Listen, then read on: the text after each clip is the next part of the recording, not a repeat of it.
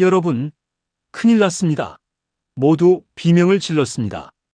2026년 1월 30일 모두를 놀라게 한 속보가 떴습니다. 금값 폭락, 하루 만에 9.5%, 43년 만에 최대 낙폭이라고 했습니다. 43년이요?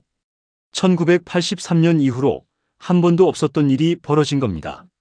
말도 안 되는 일이 벌어진 거죠. 여러분 중 많은 분들이 그날 밤 잠을 못 주무셨을 겁니다. 휴대폰을 들여다보며 혹시 내가 잘못 본 건가 싶어 새로 고침을 몇 번이나 눌렀을 겁니다. 내가 평생 일해서 모은 돈으로 산 금이, 그토록 안전하다던 금이 단 하루 만에 휴지 조각처럼 구겨지는 느낌. 그 배신감, 그 허탈함, 제가 압니다. 그런데 그 배신감의 원인이 금이 아니라는 겁니다. 금은 여러분을 배신한 적이 없습니다. 5천년 동안 금은 한 번도 인류를 배신한 적이 없습니다. 그러면 누가 여러분을 배신했느냐? 언론입니다. 뉴스입니다. 그리고 그 뉴스 뒤에 숨어서 여러분의 공포를 먹고 사는 세력들입니다. 오늘 저는 그 작전의 실체를 낱낱이 파헤쳐 드리겠습니다. 그리고 왜 지금 금을 파는 것이 가장 어리석은 선택인지 구체적인 숫자와 역사적 근거로 증명해 드리겠습니다. 먼저 그날 무슨 일이 있었는지 차근차근 짚어보겠습니다. 2026년 1월 30일 미국 대통령 트럼프가 기자회견에서 한마디를 던졌습니다. 나는 약한 달러를 선호한다. 이 한마디가 전 세계 금융시장을 뒤흔들었습니다. 왜 그랬을까요? 생각해 보십시오. 미국 대통령이 약달러를 원한다고 공개적으로 말한다는 건 달러 가치가 떨어져도 괜찮다는 뜻입니다. 그러면 달러로 표시되는 자산들은 어떻게 됩니까? 혼란에 빠집니다. 특히 금은 달러와 시소 관계에 있습니다. 달러가 약해지면 금이 올라야 정상이고 달러가 강해지면 금이 내려야 정상입니다. 그런데 트럼프가 약달러를 원한다고 했으니 시장에서는 금이 오를 거라고 예상했습니다. 그런데 여기서 이상한 일이 벌어졌습니다. 트럼프 발언 직후 미국 국채 금리가 급등하기 시작한 겁니다. 국채 금리가 오른다는 건 뭡니까? 채권 가격이 떨어진다는 뜻입니다. 채권을 팔고 현금을 확보하려는 세력이 움직이기 시작했다는 신호입니다. 그리고 며칠 후 베센트 재무장관이 급하게 수습에 나섰습니다. 아니다. 우리는 강달러 정책을 유지한다. 트럼프 대통령의 발언은 오해가 있었다. 이렇게 말을 바꾼 겁니다. 대통령과 재무장관의 말이 다릅니다. 세계 최강 대국 미국의 경제수장들이 서로 다른 소리를 하고 있는 겁니다. 시장은 공포에 빠졌습니다. 무엇을 믿어야 하는지 모르겠으니까요. 바로 이 혼란의 틈을 타서 금값이 무너졌습니다. 하루 만에 9.5%, 고점 대비로는 15%가 빠졌습니다. 여러분, 이게 우연이라고 생각하십니까? 저는 우연이 아니라고 말씀드립니다.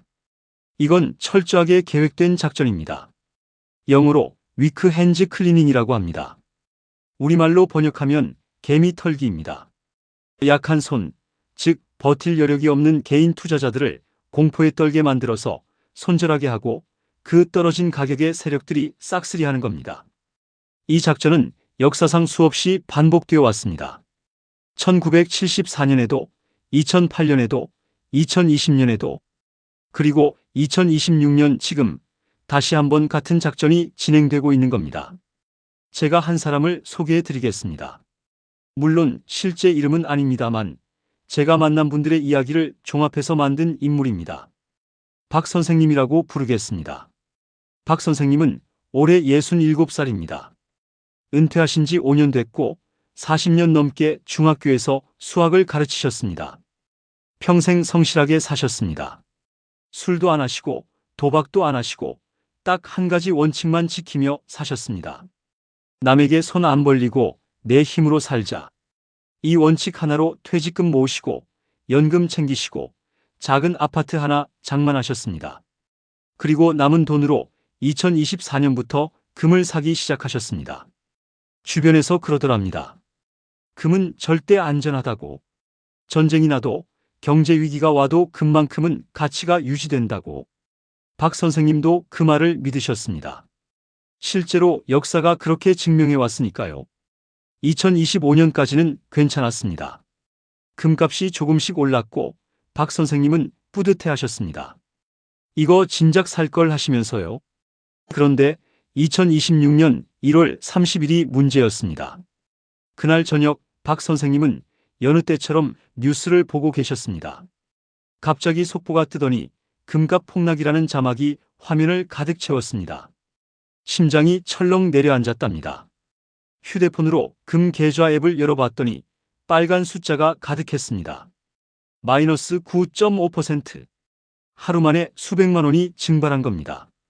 그날 밤 박 선생님은 한숨도 못 주무셨습니다. 새벽 3시에 일어나 다시 뉴스를 검색했습니다. 기사 제목들이 무섭더랍니다. 금의 시대 끝났나? 금 투자자 대탈출 시작. 전문가들 금값 추가 하락 경고. 그 기사들을 읽으면서 박 선생님 머릿속에 한 가지 생각만 맴돌았습니다. 더 떨어지기 전에 팔아야 하나? 밤새 고민하셨습니다. 그리고 다음날 아침 결국 팔았습니다. 바닥에서요. 수백만 원 손해를 확정 지으면서요. 그날 이후 박 선생님은 말수가 줄었답니다. 사모님한테도 금판 얘기를 못하셨대요. 자식들한테는 더더욱. 평생 실수 안 하고 살아온 사람이 노후 자금으로 첫 실수를 한 거니까요. 그 자책감이 얼마나 크겠습니까? 그런데요, 박 선생님이 금을 판 바로 그 시간, 같은 건물 다른 층에 사는 최 회장님은 웃고 계셨습니다. 최 회장님도 제가 만들어낸 인물입니다만 이런 분들이 실제로 계십니다. 최 회장님은 올해 72살입니다. 젊어서 작은 무역회사를 운영하셨고 지금은 은퇴해서 손자 손녀 보시며 사십니다. 그런데 이분이 박 선생님과 다른 게 뭐냐면 이분은 1974년 폭락장을 직접 경험하신 분입니다. 30살 때 첫 번째 금 폭락을 겪었고 그때 큰 교훈을 얻으셨습니다. 1974년에 무슨 일이 있었는지 아십니까? 그해 금값이 무려 47% 폭락했습니다. 지금 9.5% 폭락의 난리인데 그때는 절반 가까이 빠진 겁니다. 이유가 뭐였을까요? 1971년에 닉슨 대통령이 금본 위제를 폐지했습니다. 달러와 금의 연결고리를 끊어버린 겁니다. 그 후 금값이 급등했다가 1974년에 미국이 금리를 급격히 올리면서 폭락한 겁니다. 그때도 언론에서는 똑같은 소리를 했습니다. 금의 시대는 끝났다. 이제 금은 과거의 유물이다. 앞으로 금을 사는 건 바보짓이다. 그 말을 믿고 금을 판 사람들이 어떻게 됐는지 아십니까? 1974년 바닥에서 금을 판 사람들은 이후 6년 동안 금값이 8배 오르는 걸 지켜봐야 했습니다. 8배요? 1980년에 금값은 역사적 고점을 찍었습니다. 1974년에 공포에 못 이겨 판 사람들은 평생 그 실수를 후회했습니다. 반대로 1974년 폭락장에서 이를 악물고 버티거나 오히려 추가 매수한 사람들은 부자가 됐습니다. 최 회장님이 바로 그런 분입니다. 30살 때 첫 폭락장에서 살아남은 경험이 있으니 60살 때 두 번째 폭락이 와도 흔들리지 않으셨던 겁니다. 2026년 1월 30일 최 회장님은 금값 폭락 뉴스를 보시면서 이렇게 생각하셨답니다. 또 시작이구나. 52년 전에도 똑같은 짓을 했는데 아직도 이 수법을 쓰는구나. 그리고 다음날 아침 박 선생님이 공포에 질려 금을 파는 그 시간에 최 회장님은 증권사 앱을 여셨습니다. 추가 매수 버튼을 누르시면서요. 아내분이 옆에서 물으셨답니다. 여보, 지금 금값 떨어지는데 왜 더 사요? 최 회장님이 대답하셨습니다. 여보, 세상에서 가장 좋은 쇼핑은 남들이 공포에 떨 때 하는 거야. 백화점 세일할 때 줄 서서 사면서 왜 금이 세일할 때는 도망가려고 해? 여러분, 이 두 분의 차이가 뭘까요? 돈의 차이가 아닙니다. 정보의 차이도 아닙니다. 경험의 차이입니다. 그리고 더 정확히 말하면 역사를 아느냐 모르느냐의 차이입니다. 박 선생님은 수학은 잘 아시지만 금융 역사는 모르셨습니다. 그래서 뉴스가 하는 말을 그대로 믿으셨습니다. 최 회장님은 52년 전에 이미 같은 작전을 당해보셨습니다. 그래서 뉴스가 공포를 조장할 때 그 뒤에 숨은 의도를 읽으실 수 있었던 겁니다. 제가 지금부터 여러분께 최 회장님의 눈을 빌려드리겠습니다. 세력들이 어떤 작전을 쓰는지, 왜 지금 금을 파면 안 되는지, 그리고 앞으로 어떻게 해야 하는지 역사적 근거와 구체적인 숫자로 설명해 드리겠습니다. 먼저 1974년과 지금이 뭐가 다른지 말씀드리겠습니다. 표면적으로는 비슷해 보입니다. 갑작스러운 금값 폭락, 언론의 공포 조장, 개인 투자자들의 패닉 셀링. 그런데 본질적으로 완전히 다른 게 있습니다. 미국의 부채 상황입니다. 1974년 미국 국가부채는 GDP 대비 31%였습니다. 그때 미국은 아직 건강한 나라였습니다. 돈을 찍어낼 여력이 있었고 금리를 올릴 체력이 있었습니다. 그래서 금리를 급격히 올려서 인플레이션을 잡을 수 있었고 그 과정에서 금값이 일시적으로 폭락한 겁니다. 지금은 어떻습니까? 2026년 현재 미국 국가부채는 GDP 대비 120%가 넘습니다. 1974년의 4배입니다. 미국 정부가 갚아야 할 빚이 36조 달러가 넘습니다. 이 빚에 대한 이자만 매년 1조 달러 이상입니다. 미국 정부가 1년에 버는 세금 수입이 약 4조 달러인데 그중 4분의 1 이상을 이자 갚는 데 쓰고 있는 겁니다. 이런 상황에서 금리를 계속 올릴 수 있을까요? 불가능합니다. 금리를 올리면 이자 부담이 더 커지고 미국 정부는 더 많은 빚을 져야 합니다. 악순환입니다. 그래서 미국은 결국 어떤 선택을 할 수밖에 없습니까? 돈을 찍는 겁니다. 달러를 더 발행해서 빚을 갚는 겁니다. 이걸 전문 용어로 양적 완화라고 하고 일반인 용어로는 인플레이션이라고 합니다. 달러 가치가 떨어지는 겁니다. 그러면 금값은 어떻게 됩니까? 올라갑니다. 달러가 약해지면 금이 강해지는 건 자연의 법칙과 같습니다. 여기서 중요한 포인트가 있습니다. 트럼프가 왜 약달러를 선호한다고 말했을까요? 미국 수출 기업들이 달러가 약해야 경쟁력이 생기니까요? 물론 그것도 이유 중 하나입니다. 하지만 진짜 이유는 따로 있습니다. 달러 가치를 떨어뜨려서 빚의 실질 가치를 줄이려는 겁니다. 36조 달러를 빌렸는데 달러 가치가 절반으로 떨어지면 어떻게 됩니까? 실질적으로 갚아야 할 빚이 절반으로 줄어드는 겁니다. 이건 합법적인 채무 탕감입니다. 물론 그 피해는 달러를 들고 있는 사람들, 달러로 월급 받는 사람들, 달러로 연금 받는 사람들이 고스란히 떠안게 됩니다. 그러면 이런 상황에서 금값이 장기적으로 떨어질 이유가 있습니까? 없습니다. 구조적으로 금값이 떨어질 이유가 전혀 없습니다. 오히려 올라야 할 이유만 가득합니다. 미국의 부채 문제, 달러 가치 하락, 지정학적 불안정.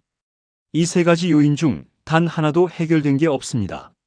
그런데 왜 금값이 하루 만에 9.5%나 폭락했을까요? 세력들이 인위적으로 만든 공포이기 때문입니다.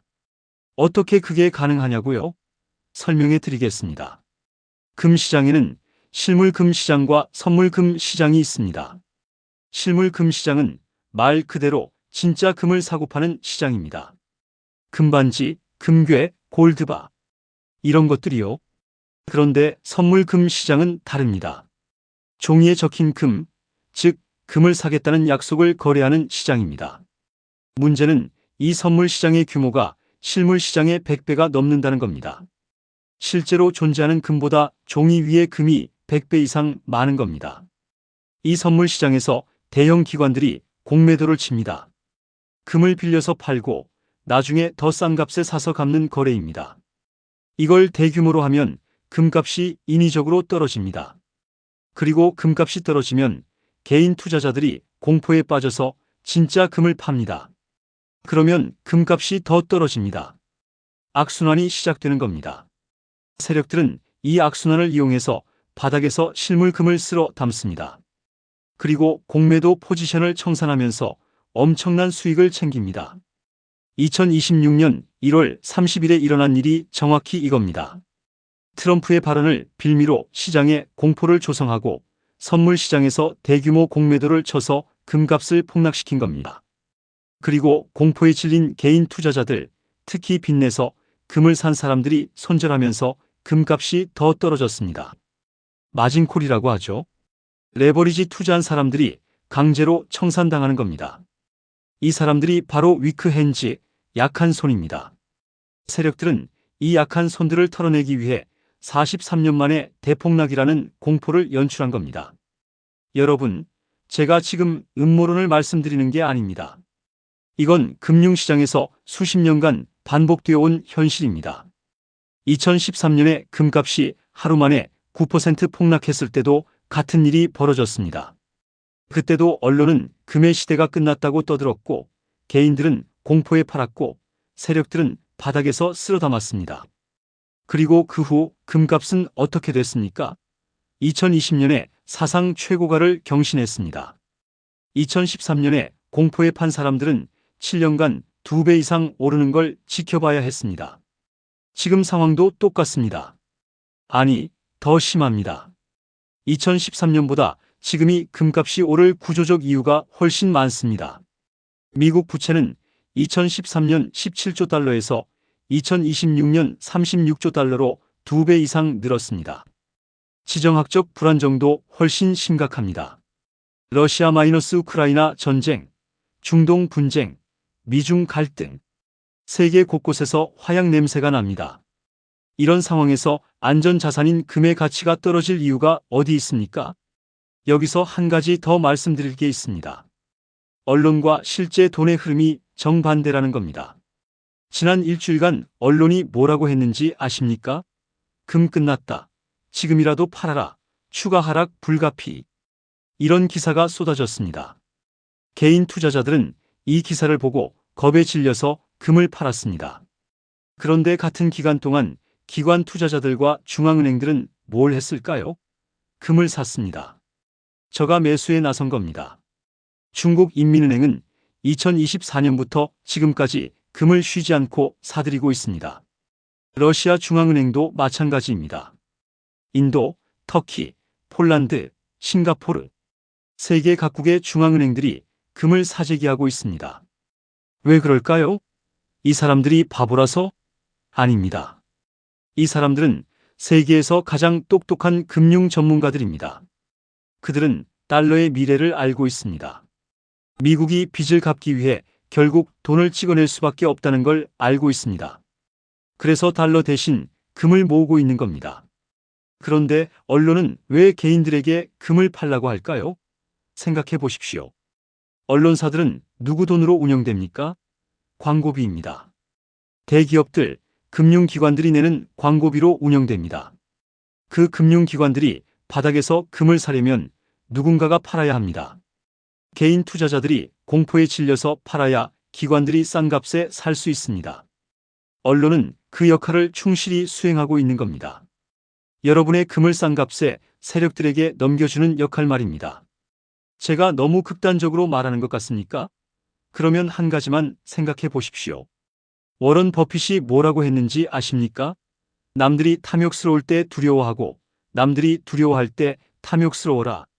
지금 남들이 두려워하고 있습니까? 탐욕스러워하고 있습니까? 두려워하고 있습니다.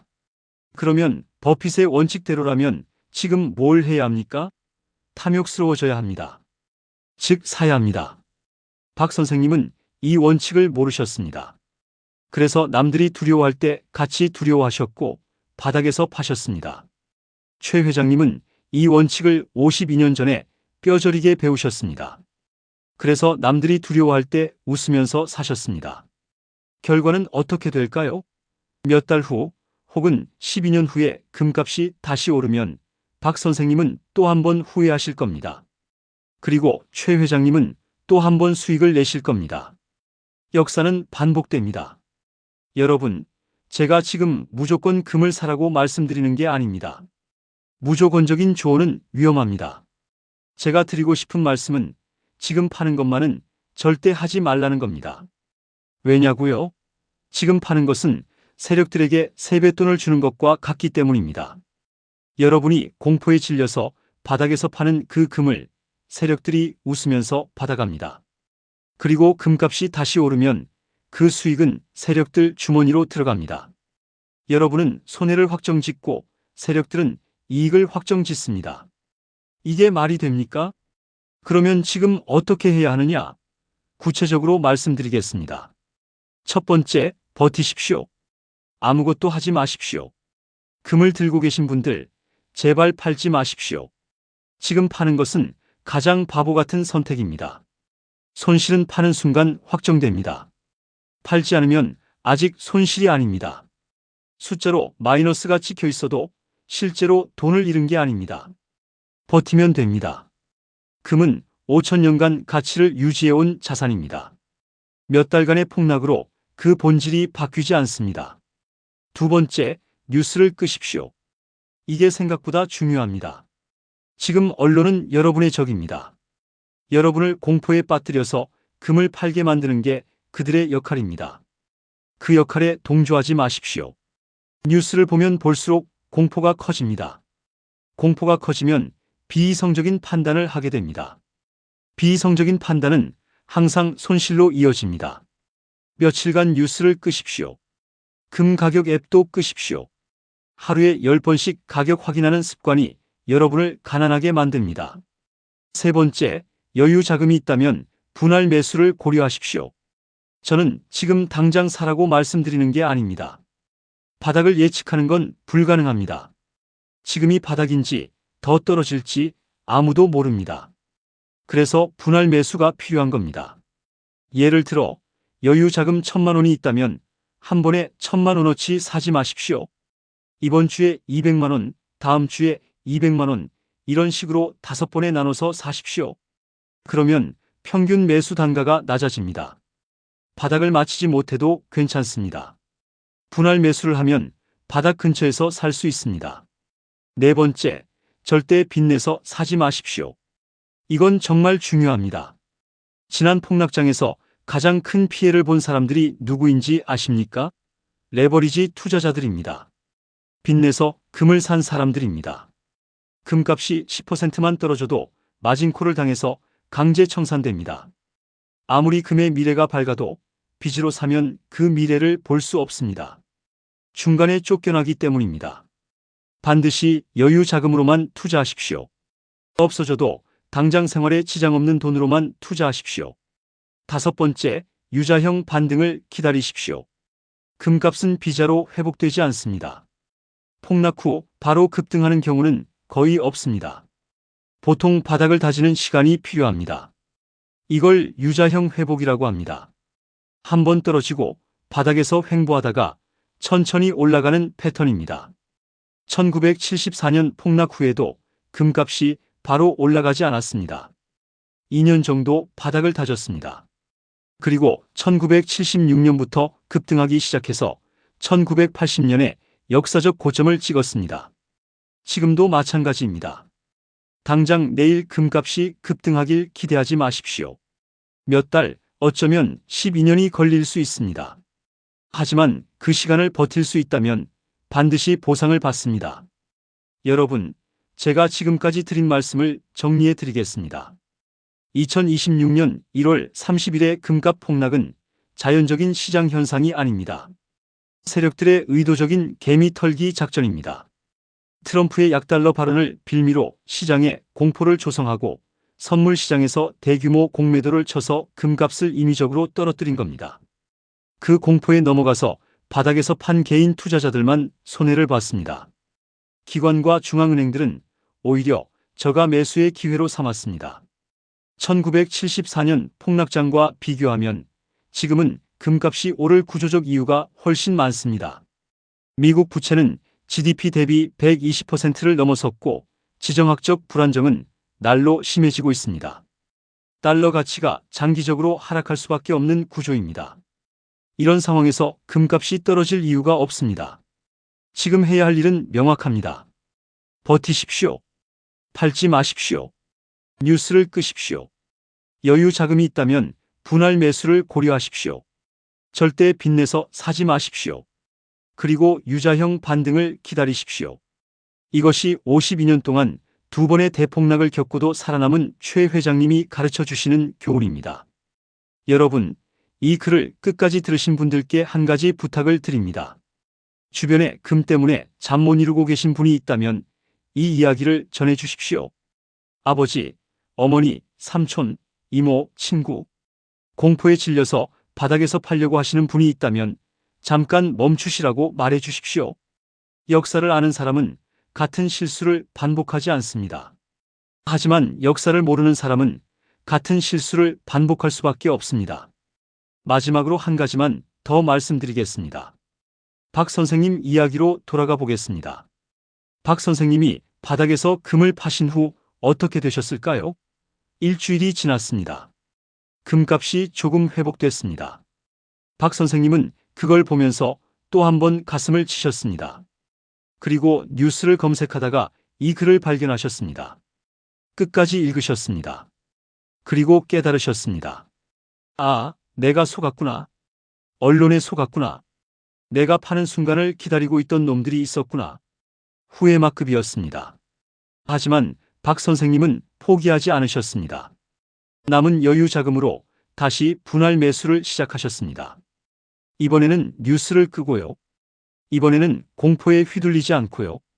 그리고 2년 후 금값이 역사적 고점을 경신했을 때 박 선생님은 최 회장님과 함께 웃고 계셨습니다. 처음 판 건 실수였지만 다시 산 건 현명한 결정이었다고요. 여러분도 그렇게 되실 수 있습니다. 지금 이 순간이 끝이 아닙니다. 실수를 하셨더라도 바로잡을 수 있습니다. 중요한 건 다음 결정입니다. 공포에 휘둘릴 것인가, 역사에서 배울 것인가. 선택은 여러분의 몫입니다. 하지만 저는 믿습니다.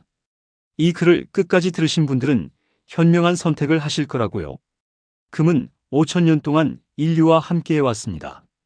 제국이 흥하고 망해도, 전쟁이 일어나고 끝나도, 경제가 호황과 불황을 반복해도 금은 언제나 그 자리에 있었습니다. 하루의 폭락이, 일주일의 하락이, 몇 달의 조정이 금의 본질을 바꾸지 못합니다.